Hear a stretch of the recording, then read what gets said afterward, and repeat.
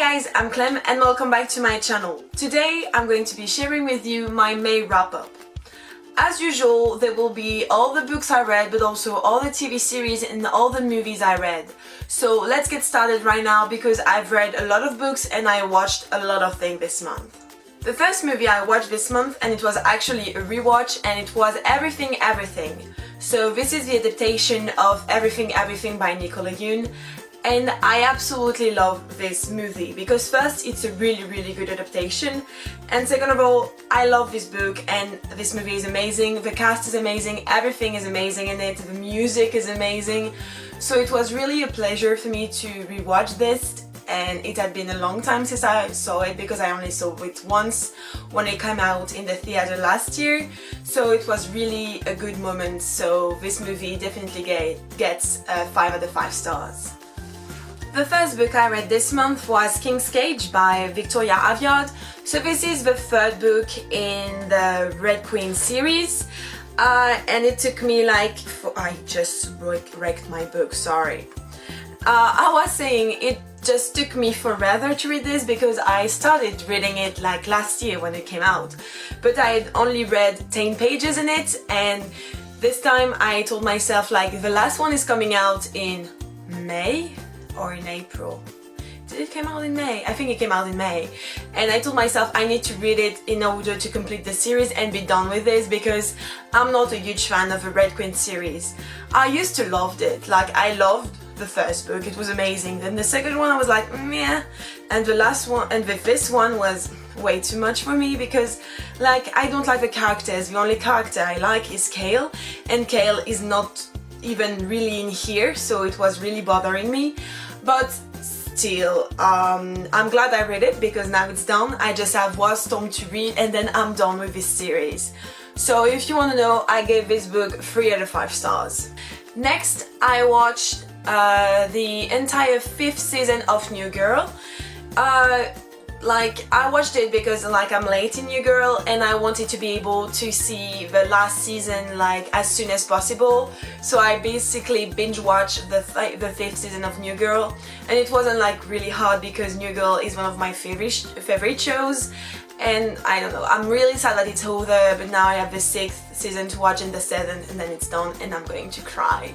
Next, I watched on Netflix the adaptation of the book The Kissing Booth. At first I wasn't going to mention this movie because I thought no, but I watched it something 2 or 3 times, and it's I don't know, I fell in love with this movie. It's so cheesy.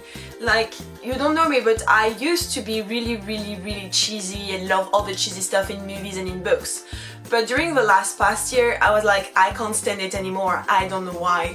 But then I watched this movie and now I'm back. I'm me again. I like cheesy. I'm so glad to be back. You don't know. It was so good for me to be liking cheesy again. So I had to mention The Kissing Booth because it would help me become me again. So yeah, this movie is getting a 4 out of 5 stars because there are some stuff that are completely stupid, and I was like, okay, I can't give you 5 stars for that. The next book I read this month was The Sun Is Also a Star by Nicola Yoon, and I ended up giving this book a 4 out of 5 stars. I was really excited to read this, and I had a high expectation for this because, as I just told you, I love everything, so I was sure I was going to love this as much, and Sarah told me that she loved it even more than everything, so I was like, okay, I'm going to fall in love with this book, but actually I didn't. It was really hard for me to get through this book. Let me tell you why. The book is centered around this insta-love, and usually I'm all for insta-love, but this one was way too much. So I let you imagine if for me you like insta-love, this insta-love was too much, so if you don't like insta-love, don't read this book.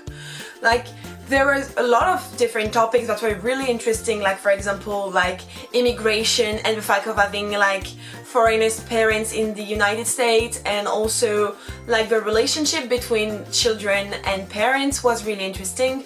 So I liked this book for that, but the insta-love made it hard for me to read it. And thankfully the end saved this book for me because it was really good. The ending of this book is really amazing. I really loved it. So this is why I ended up giving this book a 4 out of 5 stars for the ending and the different topics I talk about. I'm not going to do a full review of it, but if you want, I wrote the full review on the blog, so I'm going to link it somewhere here or down there.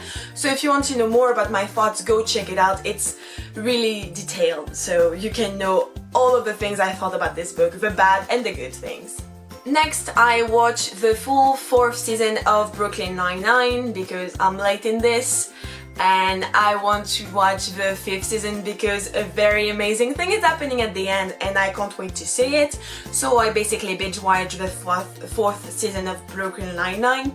If you haven't watched Brooklyn Nine-Nine, you should, because this show is amazing.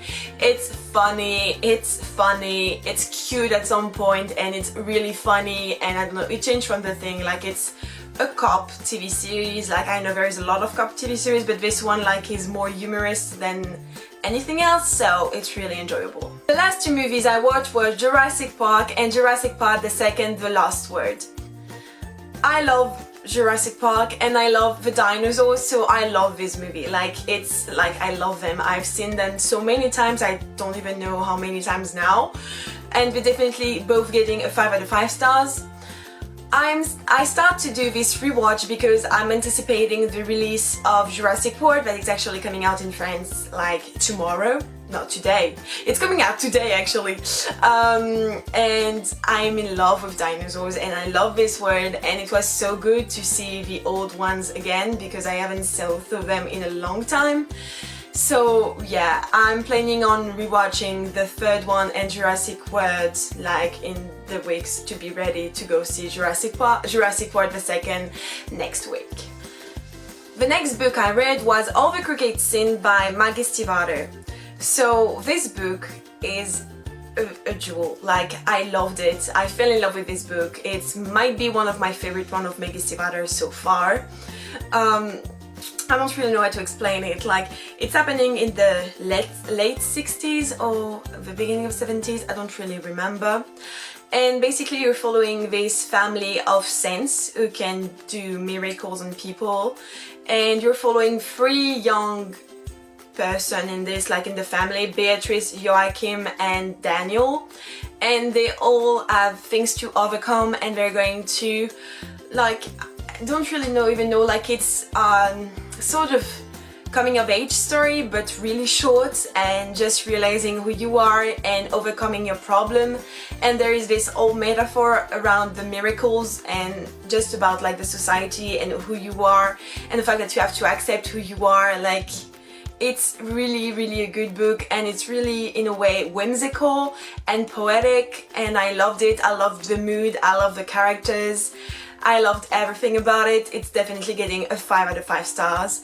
So if you haven't read it, go read it. It's really short, it's reading really fast, so go pick it up. I'm just going to mention real quick 2 seasons I watched, and I'm not going to talk a lot about it because the first one is that I rewatched the 7th season of Game of Thrones. Don't ask me why, I'm just really missing Game of Thrones right now, so I needed to watch the 7th one and I loved it. And I also watched the whole 4th season of The Royals and I loved it. It might be one of the best so far.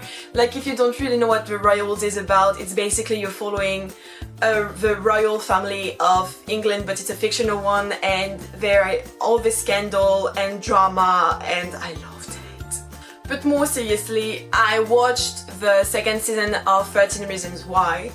And at first I didn't want to watch it because I wasn't that interested in continuing this series, because the first one left me like, meh, okay, I understand it's a good series, like it talks about real issues, but there are some stuff that are done really wrong.